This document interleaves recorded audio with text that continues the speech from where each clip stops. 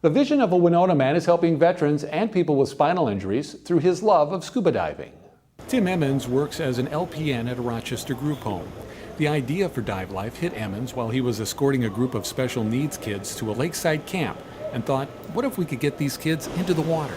I had the opportunity to take some of the people that I serve, take care of, up to a camp up in northern Minnesota, and it was called Camp Confidence, and they were doing a bunch of different activities and stuff, and I just thought, well, we were there at the beach one day, I said, why couldn't these guys do some scuba diving or something like that? So as I did some research, I found out that it's actually being done all around the world, and that, you know, it's just becoming more and more mainstream for multiple reasons. 6 years later, Emmons' dream has been realized. His hope is to enrich the lives of those with disabilities through scuba diving.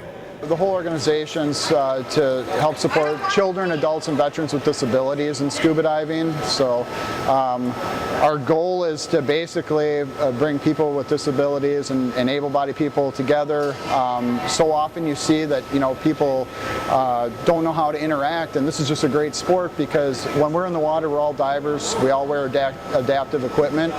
Nobody's meant to be underwater, but the water's very forgiving.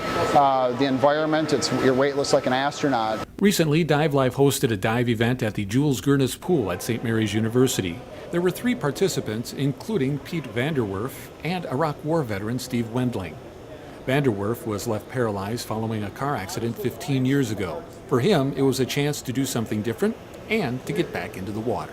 When I grew up, I was on the swim team and stuff like that, so something I kind of would like to get back into and try out again. I ran into Tim on a couple different occasions, and we just kind of started talking about it, and it seemed like a really good thing, and being so local that it's something anybody should really explore if they have the opportunity to do that, I guess. Wendling is a veteran of 2 tours in Iraq from the Toma VA. We had a couple of volunteers that wanted to do scuba diving, and Divelife was interested and took us on, and basically we just came out here and we had a great time. It was very therapeutic, and you know, it's very relaxing, and it's a new experience. It's amazing. Once you get down there, you start doing flips, you see the water above you, you just float and you sink to the bottom and float back up again. It's a great experience.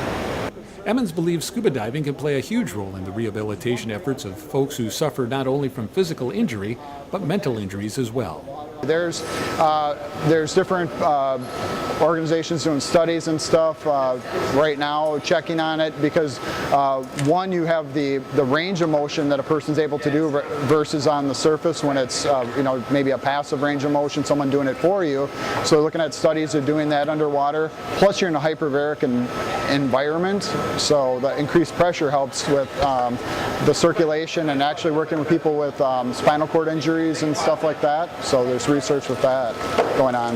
If you'd like to be a part of Divelife, Emmons would like to hear from you. We have about 8 or 10 people, but we're always looking for more volunteers. You don't have to be a diver to get involved. It just, I mean, there's so much support, and whether it's fundraising and just being poolside to help get things, yeah, we're always looking for volunteers.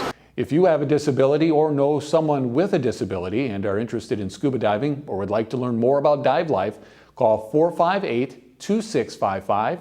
You can email Divelife at divelife.foundation@gmail.com or go online to fwdivers.org.